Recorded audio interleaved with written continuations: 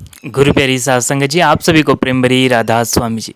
साध संगत जी, आज हम बात करेंगे कि गुरु के दर्शन से क्या लाभ होता है।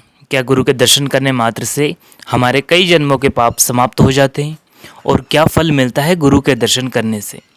तो साध संगत जी, वीडियो में अंत तक जरूर बने रहिएगा और देखिएगा गुरु कृपा है, उनकी गुरु दृष्टि जो रहती है, अगर एक बार किसी आम इंसान या संगत पर पड़ती है तो उसका कितना बड़ा प्रभाव संगत और सत्संगी भाइयों बहनों पर पड़ता है जी। तो चलिए हम चलते हैं आगे। साध संगत जी, देखिए हमारे धर्म में यहाँ हमें सिखाया जाता है कि गुरु परंपरा जो रहती है वो बहुत ही ऊंचे दर्जे की होती है।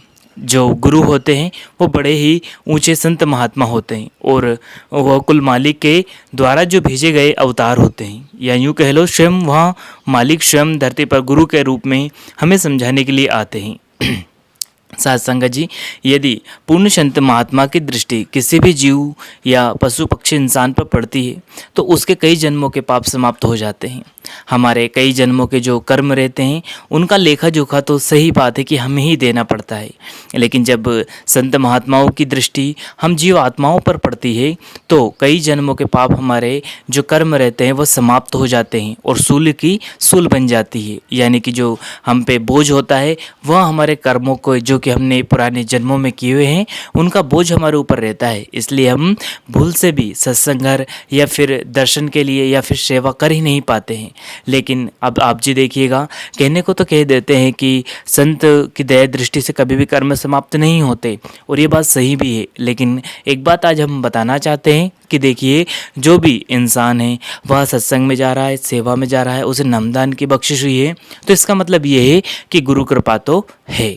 नहीं तो हम और अन्य लोगों को भी देख सकते हैं कि वह भूल से भी कभी भी सत्संग जाते ही नहीं हैं, कभी भी गुरु दर्शन करते ही नहीं हैं। तो यह सभी क्या है? यह सभी है कि उन पर गुरु कृपा है ही नहीं, गुरु के कभी दर्शन किए ही नहीं, संत महात्माओं की दृष्टि उन पर डली ही नहीं।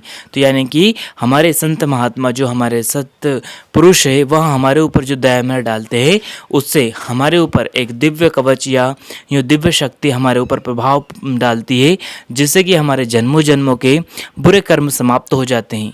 ठीक है कि कर्म का बोझ तो हमेशा आत्मा पर रहता है, लेकिन जब संत महात्मा वहाँ ईश्वर गुरु बनकर अवतार लेते हैं तो वहाँ अपनी दया दृष्टि से हमें धीरे धीरे निर्मल करते जाते हैं। और जो जो हम भजन सुमरन करते जाएंगे तो हम अंदर से हमारी आत्मा पे जो जन्म जन्मों के पर्दे कर्मों के बुरे काम के जो डले हैं वह धीरे धीरे भजन सुमरन के द्वारा समाप्त होते जाएंगे। लेकिन बात आती है कि गुरु दर्शन की और उनकी दया दृष्टि की, तो बहुत बड़ी किस्मत वालों की बात है कि जो गुरु के दर्शन इन आँखों से कर पाते हैं। और जब गुरु अपने ऊपर दया दृष्टि डालते हैं तो हमें जन्म जन्मों के जो कर्म पाप है वह सूली के सूल बना देते हैं। यानी कि बहुत जो भारी पाप रहते हैं उन्हें निर्मल करके बहुत ही हल्के कर देते हैं, ताकि हम भजन सुमरन कर सके, हम सत्संग में जा सके, सेवा में जा सके। तो यह फल होता है गुरु के दर्शन का। और जब उनकी दया दृष्टि हम पर डलती है तो स्वाभाविक बात है कि हमारे कई जन्मों के पाप समाप्त हो जाते हैं, यूँ कह लो कि हल्के हो जाते हैं, ताकि हमारे ऊपर वह हावी नहीं होते और हम भजन सुमरन में आराम से बैठ सकते हैं और सत्संग और सेवा में भी जा सकते हैं। तो यह बात स्वाभाविक है कि हम अगर गुरु दर्शन करते हैं, उनकी दया दृष्टि हमारे ऊपर पड़ती है, हम सत्संग में जाते हैं तो हम भजन सुमरन में भी अच्छे से कमाई कर पाएंगे और सत्संग और सेवा भी आराम से हम कर पाएंगे जी। तो यहाँ होता है गुरु दर्शन का महत्व।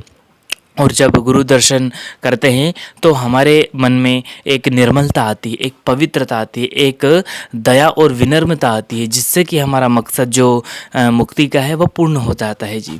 तो बड़े ऊंचे भाग्य वाले किस्मत वाले रहते हैं जिन्हें संत महात्मा, पूर्ण संत महात्मा मिलते हैं, उनके दर्शन मिलते हैं और उनकी दया दृष्टि हमारे ऊपर डलती है। तो यह आज का अपडेट था और यह वीडियो थी जो कि गुरु दर्शन और गुरु दया दृष्टि के ऊपर हमने आप जी को बताया जी। साथ संगत जी, अगर आपने यह वीडियो पूरा सुना और अगर वीडियो अच्छा लगा हो तो वीडियो को लाइक करें, शेयर करें और चैनल को सब्सक्राइब करके बेल आइकन प्रेस पे ऑल पे कर ले, ताकि आपको ऐसा ही वीडियो मिल सके जी। अंत में आप सभी को प्रेम भरी राधा स्वामी जी। टेक केयर, शुक्रिया।